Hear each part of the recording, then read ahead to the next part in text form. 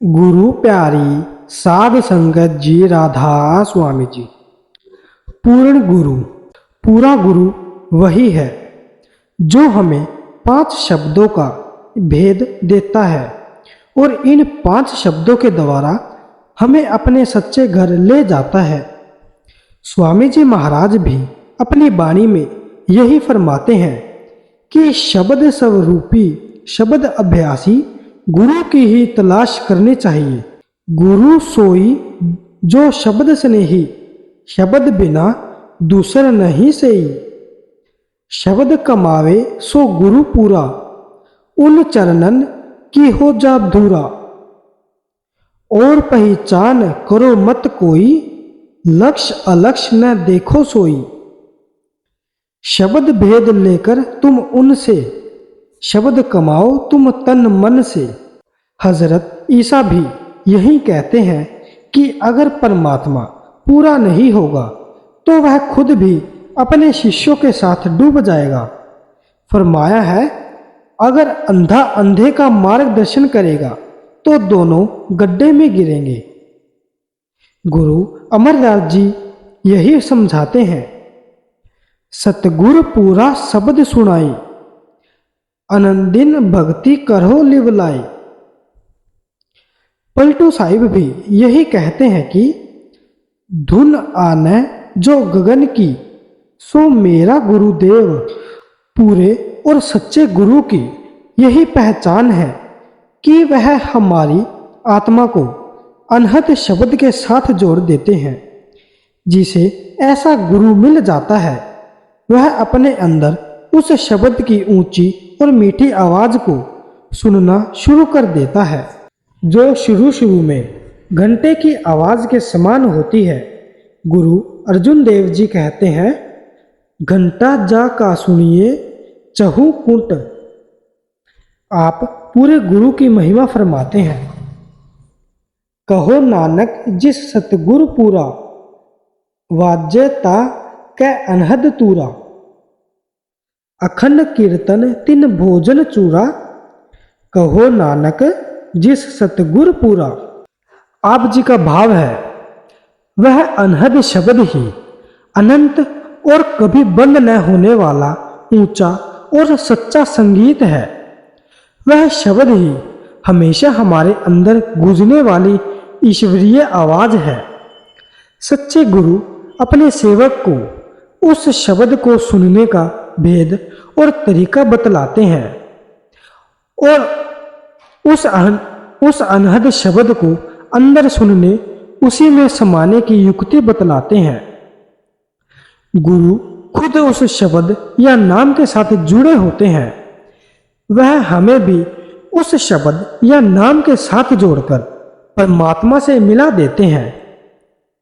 हजरत ईसा ने भी यही इशारा किया है, तुम मेरे अंदर समाये हुए हो, मैं उस परमात्मा के अंदर समाया हुआ हूं, इसीलिए तुम भी उस परमात्मा के अंदर समाये हुए हो। वह इस प्रकार कहते हैं, जिसने मुझे देखा है उसने पिता को देखा है। क्या तुम सच नहीं मानते कि मैं पिता में और पिता मेरे अंदर है? स्वामी जी महाराज फरमाते हैं, शब्द भेद तुम गुरु से पाओ, शब्द माही फिर जाए समाओ। वास्तव में गुरु का असली रूप शब्द ही है। शरीर तो उस शब्द ने सिर्फ दुनिया के जीवों को समझाने बुझाने और चेताने के लिए ही धारण कर रखा है, और न ही जीवों का असली रूप यह शरीर है। यह शरीर तो गुरु और शिष्य दोनों को ही यही छोड़ जाना है। शिष्य का असली रूप आत्मा है, जो अंत में जाकर उस शब्द में ही समा जाएगी। स्थूल शरीर छोड़ देने के बाद भी गुरु अपने शब्द स्वरूप से शिष्य की संभाल करते हैं।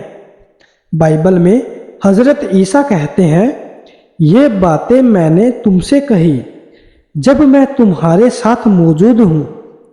लेकिन वह सुखदाता शब्द जो पवित्र आत्मा है, जिसे पिता मेरे नाम से भेजेगा, वह तुम्हें सब बातें सिखाएगा और जो कुछ मैंने तुमसे कहा है वह सब तुम्हें याद दिलाएगा। यानी जब मैं इस शरीर को छोड़कर चला जाऊंगा तो वह मालिक मेरे अनुरागी स्वरूप में उस शब्द को तुम्हारे अंदर प्रकट करेगा और फिर वह नूरानी स्वरूप तुम्हारी संभाल और रहनुमाई करेगा। गुरु असल में शब्द ही है। जीवों के लिए वह इस दुनिया में शरीर धारण करके उनको मालिक तक पहुंचाने का जरिया बनता है और फिर अपना काम पूरा करके उस शब्द में ही जा समाता है। इसी तरह इंसान की आत्मा सूरत भी उस शब्द की ही किरण है और किसी सच्चे गुरु को पाकर वह भी वापस उस शब्द में ही जा समाती है। गुरु नानक साहिब भी यही फरमाते हैं, शब्द गुरु सूरत धुन चेला। बीते समय में कई पूर्ण संत हो चुके हैं, लेकिन हम उनसे अब लाभ नहीं उठा सकते। हमें अब किसी जीवित देहधारी महात्मा की खोज करनी पड़ेगी।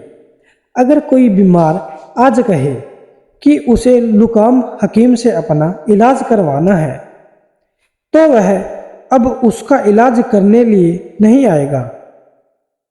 उसे किसी मौजूदा डॉक्टर या हकीम के पास जाने पड़ेगा। अगर कोई कहे कि वह अपने मुकदमे का फैसला महाराज रणजीत से ही करवाएगा तो अब महाराजा रणजीत सिंह तो उसका फैसला करने नहीं आ सकते। उसे किसी मौजूदा न्यायाधीश या हाकिम की अदालत में ही जाना होगा। अगर कोई स्त्री कहे कि वह राजा विक्रमादित्य से शादी करना चाहती है तो राजा विक्रमादित्य तो उससे शादी करने नहीं आएगा। इसलिए जिस प्रकार वक्त का हाकिम और मौजूदा पति ही इस समय का काम आ सकते हैं, इसी प्रकार हमें भी मौजूदा गुरु की ही जरूरत है और उसी से हमारा काम बन सकेगा। यही इशारा हजरत ईसा ने बाइबल में जॉन द बैप्टिस्ट के बारे में किया है।